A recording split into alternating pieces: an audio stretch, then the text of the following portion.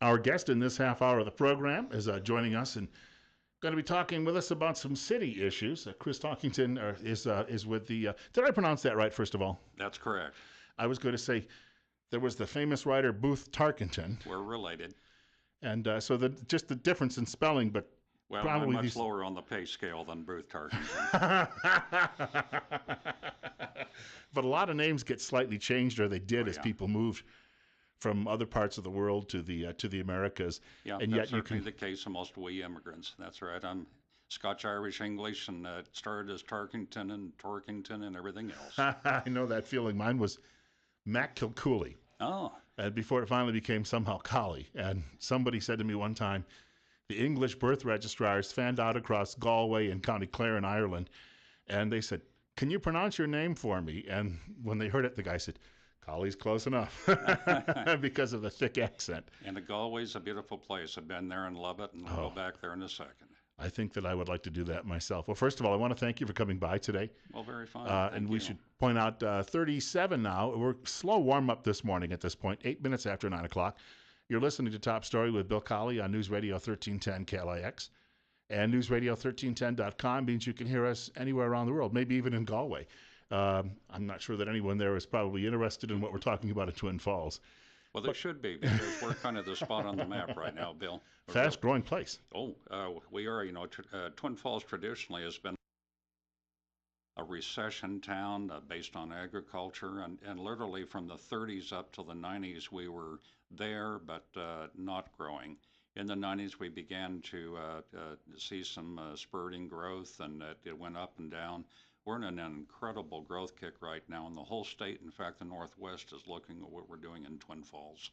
And again, Chris Talkington is our guest. He is joining us this half hour from the Twin Falls City Council. And if you have a comment or question for him while he is in the studio, at this time of year, too, I think a lot of things, we actually see what happens around the city in the winter, but now that all the leaves and buds are popping out, you may not see some of the issues that the people in neighborhoods would be talking about or that they would have. But still, I mean, things are going to come up, and especially this time of year as the weather warms, we start to notice things on the streets and sidewalks that we didn't maybe notice before. And politics is really just, what do they used to say? It was all about filling the potholes. Local government is where the shoe leather meets the road, and if we're not accountable, we can and should be thrown out for not doing the job. City government works. We're accountable, unlike the federal and a lot of the state government. And people expect a return on their money, including fixing the potholes. And boy, we've got some problems. Southeastland, I think, is the real hot spot right now for a substandard road, and that's just one of the places we have to maintain. With the really sudden growth in the city, and Rebecca was here last week, and she was pointing out that some of the projections are by 2040 there'll be 75,000 people here, but it actually looks as if it could happen a lot sooner than that. Well, on a day with the commuter traffic coming in from all over southern Idaho, we often are at a 70,000 town right now. Our static population is somewhere in the upper 40s, and we'll soon be pushing into 50. But we are the place people come to shop and go to the hospital and everything else. And so we have an incredible influx of people. And these people purchase from stores and restaurants, but they don't pay taxes. And so a lot of that burden falls upon the property tax person to pay for the police and the street repair, everything of that nature. I was going to ask if there's anything that's really maybe exciting or anything important coming up, any special hearings that are on the agenda sometime soon as we move into spring? Well, as you're probably aware, we're rebuilding downtown Twin Falls, about a 5-block section. That hasn't been done since approximately 1965 when I left for the Vietnam War. And some of those pipes that we're replacing in the ground now are 80, 90 years old. Yeah. We'll be replacing City Hall and moving down the old Banner building, an old abandoned building. The Rogerson will be raised and be made into a mall with a fountain, paid for by private enterprise. We're putting in a 5 million gallon water tank out by Chobani and Cliff Bar. Cliff Bar's broken ground. They're a 200 to 500 employee addition to our business here within the next couple of years. We're remodeling the airport, and a new flight is being added this summer. Our wastewater plant is going through an incredible expansion. There isn't much that isn't being done right now in Twin Falls, but we want to keep that quality of life. I think we have a caller with us, You bet. Chris Talkington is in studio with us from the Twin Falls City Council, and you can reach us at 736-0300. I think our caller is still with us, if our caller is patient. Good morning. I hate to tell you, but you're not on the air. Well, it seems to me I think we are, but all of the right lights are flashing. So thank you much for the call. Could be his personal radio. Well, let's hope we didn't scare him off, Bill. All right, you're on the air. You're on the air on News Radio 1310 KLIX and NewsRadio1310.com. Yeah, Bill, I just thought I'd let you know you're not broadcasting. All right, all my right buttons are pushed, Chris. You may be wondering if this is all for naught at this particular point. I don't know. I don't want to push your red buttons, but Well, let's just say Chris Talkington is in studio with us, and we'll tee it up and do it all over again for those people who may be having an issue with that. He is a member of the Twin Falls City Council. We have been talking about redevelopment downtown, replacing some of the old piping and old infrastructure. And in fact, as you were pointing out a few minutes ago, since 1965, we haven't had anything done in 50 years in that part of town. that's approximately it. So this is the crucial and critical point, is to get all of this done, because all of the attention really has been focused on the north side over the last decade. And some people, I guess, feel that that downtown itself has been somewhat forgotten. Yeah, I think that's a correct caricature, and the urban renewal will be doing a lot of the construction that is not coming on anybody's tax rolls. Our city hall construction is all done with reserve money, no loading of the tax rolls because of that. We're putting our money looking forward to what sort of a quality town Twin Falls needs to be and can be for the next 50 years. And I should point out, too, if you'd like to reach the member of the council, 736-0300. That is 736-0300. This is Top Story on News Radio 1310 KLIX and newsradio1310.com online, 37 at our studios at 9:13 this morning. One of the things that I think that people have caught, at least to my attention in the last few weeks, is that, and I think the mayor mentioned this to me a couple of months ago, driving down certain streets, especially in that downtown area, potholes are not the worry, but heavy truck traffic has obviously, you've almost got grooves in the pavement. It reminds me of when we were on country roads as kids. The grass would grow down the middle, and then there'd be the tire tracks on both sides, and that was your road. It bears somewhat of a resemblance to that. Is there a way, I don't know much about road construction, but is there a way in the future that you can work on that, or a new road surface goes down where we won't see anywhere near as much of that? There are different classifications of roads, Bill, and a lot of our roads are only built for vehicular traffic, cars, and light trucks. Of course, with a lot of our commerce, we have heavy trucks moving through Twin Falls, and they're using the roads that are intended for much lighter loads, and that's where you get your wagon wheel effect. I think the second avenues around Main Street are a classic example. They're built for the heavy traffic. In fact, there are a lot of people say that we have too much traffic and it's too fast, and we're trying to slow some of that down. But a lot of the roads in Twin Falls, if you put an 18-wheeler on it in wrong time of the year, you're going to destroy that road surface. You can't build, nobody could afford to build the roads to handle an 18-wheeler in all cases. But like Eastland South, that is definitely truck traffic road and needs to be built up. Well, I wanted to say for people who come through the city, and it may well be that we're just seeing the traffic on a place like Shoshone Street. As you point out, Second does pretty well. I mean, that's not an issue. But a lot of that truck traffic's coming into town now because of the growth, because we have Chobani and some of these other companies that have set up business here. They've got to get to the front door in order to pick up that. Amalgamated Sugars, classic case, been doing that for decades. Well, and we should ask folks, too, if they have a question or comment about just streets in their neighborhoods. You mentioned some pothole issues earlier. Oh, yeah. And that these pothole issues, when they come about every now and then, there should be various things that we have to be concerned about with them, obviously. If people have a question or comment, and they don't necessarily talk to you on the radio, is there a place at City Hall, is there like a comment line that they can call? Well, you know, we're very much part-time council people. The city manager is our CEO of the city, and he's available 5 days a week plus, and all the council that I'm aware of have listed phone numbers. I certainly do in the phone book, and I encourage people to call. I've been doing this long enough. I can tell you that people do not communicate with their city council person the way they did, say, 10 years ago.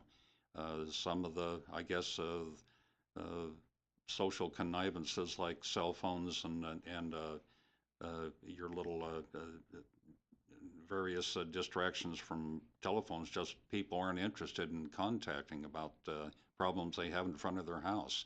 I need to know, all the council needs to know if there's a problem. Anything from dogs to strangers in the neighborhood to streets not being taken care of.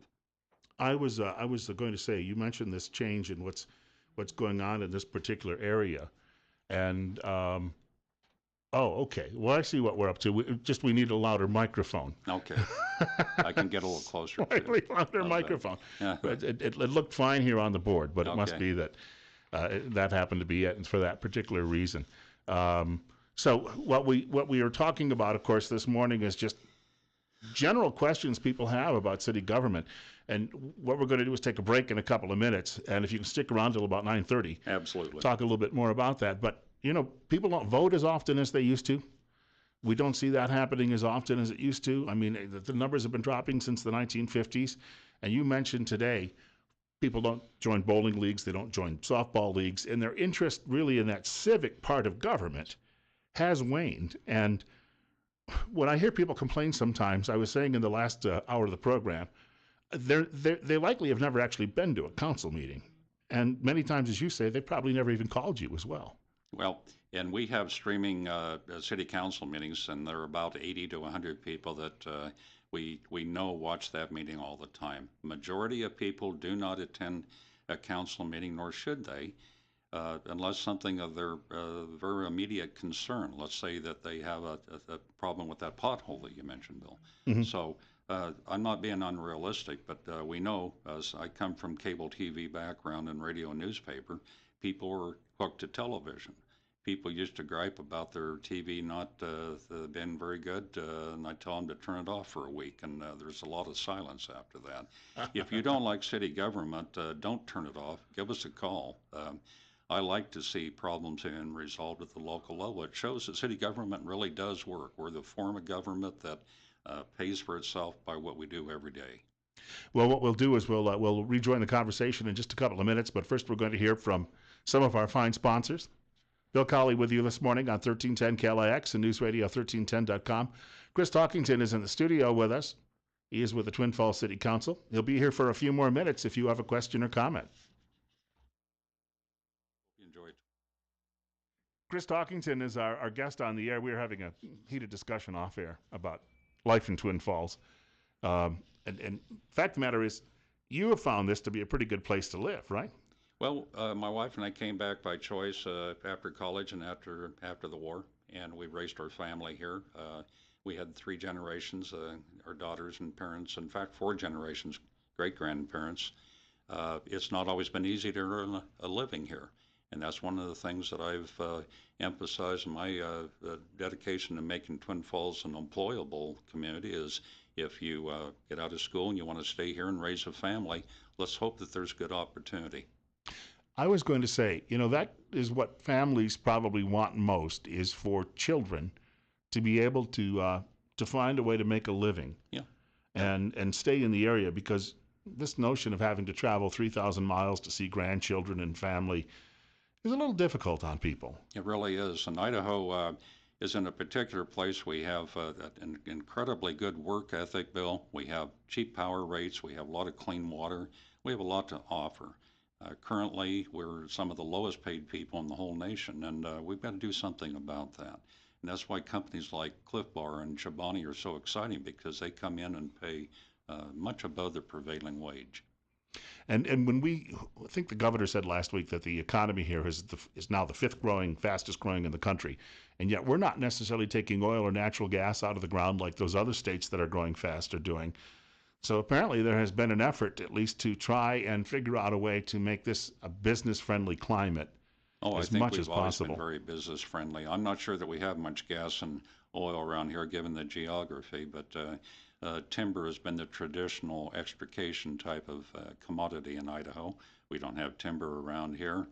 a little bit of mining, certainly. That's going back to the 60s and the White Clouds issue.